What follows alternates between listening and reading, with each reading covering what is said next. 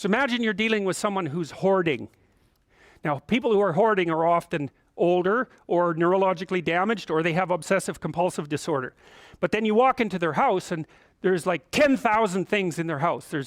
There's maybe 100 boxes, and you open up a box, and in the box there's some pens and some old passports and some checks and their collection of silver dollars and some hypodermic needles and some dust and, you know, a dead mouse, and there's boxes and boxes and boxes like that in the house. It's absolute chaos in there. Absolute chaos, not order, chaos. And then you think, is that their house, or is that their being? Is that their mind? And the answer is, there's no difference. There's no difference. So, you know, I could say, well, if you want to organize your psyche, you could start by organizing your room. If that would be easier, because maybe you're a more concrete person and you need something concrete to do. So you go clean up under your bed, and you make your bed, and you organize the papers on your desk, and you think, well, just exactly what are you organizing? Are you organizing the objective world, or are you objecting your field, or are you organizing your field of being, like your field of total experience? And Jung believed that, and I think there's a Buddhist doctrine that's sort of nested in there, that at the highest level of psychological integration, there's no difference between you and what you experience. Now you think, well, I can't control everything I experience, but that's no objection, because you can't control yourself anyway. So the mere fact that you can't extend control over everything you experience is no argument against the idea that you should still treat that as an extension of yourself. So you could say, well, let's say you have a long-standing feud with your brother. Well, is that a psychological problem? Is that him? Is it a problem in the objective world, or is it a problem in your field of being? And it's very useful to think that way, because you might ask, what could you do to improve yourself? Well, let's step one step backwards. The first question might be, why should you even bother improving yourself? And I think the answer to that is something like, so you don't suffer any more stupidly than you have to. And maybe so others don't have to either. It's something like that. You know, like there's a real injunction at the bottom of it. It's not some casual self-help doctrine. It's that if you don't organize yourself properly, you'll pay for it, and in a big way, and so will the people around you. Now, and you could say, well, I don't care about that, but that's actually not true. You actually do care about that, because if you're in pain, you will care about it. And so you do care about it, even if it's just that negative way, you know. It's very rare that you can find someone who's in excruciating pain who would ever say, well, it would be no better if I was out of this. It's sort of, pain is one of those things that brings the idea that it would be better if it didn't exist along with it. It's incontrovertible. So you get your act together so that there isn't any more stupid pain around you than necessary. Well, so then the question might be, well, how would you go about getting your act together? And the answer to that, and this is a phenomenological idea too, it's something like, look around for something that bothers you and see if you can fix it. So now you think, well, let's say you go into you can do this in a room. It's quite fun to do it just when you're sitting in a room, like a room, maybe your bedroom. You can sit there and just sort of meditate on it and think, okay, if I wanted to spend 10 minutes making this room better, what would I have to do? And you have to ask yourself that, right? It's not a command, it's like a genuine question. And things will pop out in the room that you know, like there's a stack of papers over there that's kind of bugging you, and you know that maybe little order there would be a good thing, and you know, there's some rubbish behind your computer monitor that you haven't attended to for like 6 months, and the room would be slightly better if it was a little less dusty and the cables weren't all tangled up the same way. And like, if you allow yourself just to consider the expanse in which you exist at that moment, there'll be all sorts of things that'll pop out in it that you could just fix. And you know, I might say, well, if you were coming to see me for psychotherapy, the easiest thing for us to do first would just be to get you to organize your room. You think, well, is that psychotherapy? And the answer is, well, it depends on how you conceive the limits of your being. And I would say, start where you can start. You know, if something announces itself to you, which is a strange way of thinking about it, as in need of repair, that you could repair, then hey, fix it. You fix 100 things like that, your life will be a lot different. You know, I often tell people too, fix the things you repeat every day, because people tend to think of those as trivial, right? You get up, you brush your teeth, you have your breakfast, you have your routines that you go through every day. Well, those probably constitute 50% of your life. And people think, well, they're mundane, I don't need to pay attention to them. It's like, no, that's exactly wrong. The things you do every day, those are the most important things you do. Hands down. All you have to do is do the arithmetic. You figure it out right away. So 100 adjustments to your broader domain of being, and there's a lot less rubbish around and a lot fewer traps for you to step into. And so that's in keeping with Jung's idea about erasing once you've got your mind and your emotions together, and once you're acting that out, then you can extend what you're willing to consider yourself and start fixing up the things that are part of your broader extent. Now, sometimes you don't know how to do that. So you might say, imagine you're walking down Bloor Street and there's this guy who's like alcoholic and schizophrenic and has been on the streets for 10 years. He sort of stumbles towards you and, incoherently mutters something. That's a problem. And it would be good if you could fix it, but you haven't got a clue about how to fix that. You just walk around that and go find something that you could fix, because if you muck about in that, not only is it unlikely that you'll help that person, it's very likely that you'll get hurt yourself. So, just because while you're experiencing things announce themselves as in need of repair doesn't mean that it's you right then and there that should repair them. You have to have some humility. You don't walk up to a helicopter that isn't working and just start tinkering away with it. You have to stay within your domain of competence. But most of the time, if people look at their lives, it's a very interesting thing to do. I like the idea of the room, because you can do that at the drop of a hat. You go back to where you live and sit down and think, okay, I'm going to make this place better for half an hour. What should I do?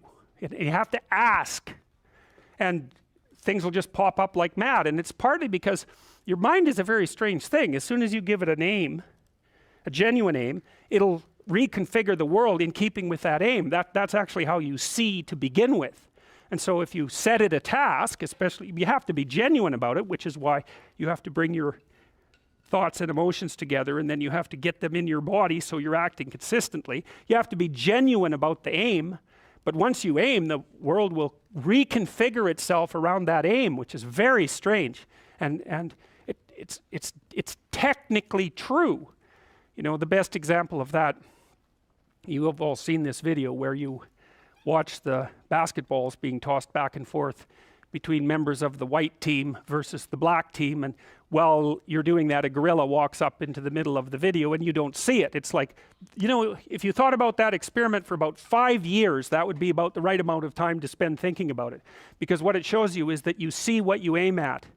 And that, man, if you can get one thing through your head as a consequence of even being in university, that would be a good one. You see what you aim at.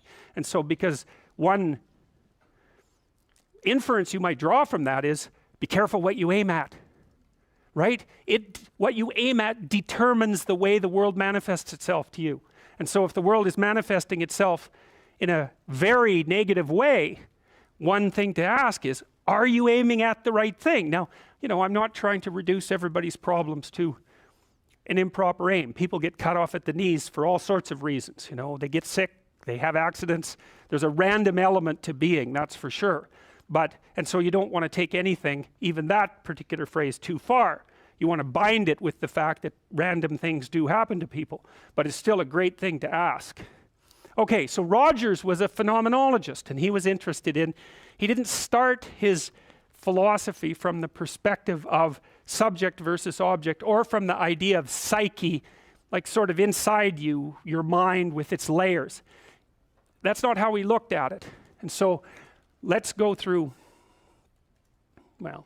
I'll introduce you to Rogers. And then we'll talk about it more next time. I'm going to start, though, with something that I learned from him that I think was of crucial importance. And so we'll set the stage for the further discussion with this. And I'm going to read it to you.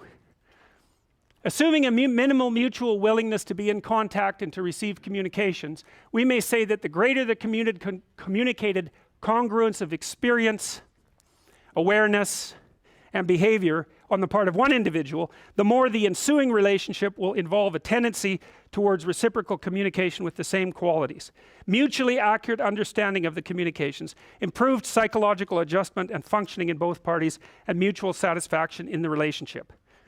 It's quite a mouthful. What does it mean? Assuming a minimal mutual willingness to be in contact and to receive communications. Okay, we're having a conversation.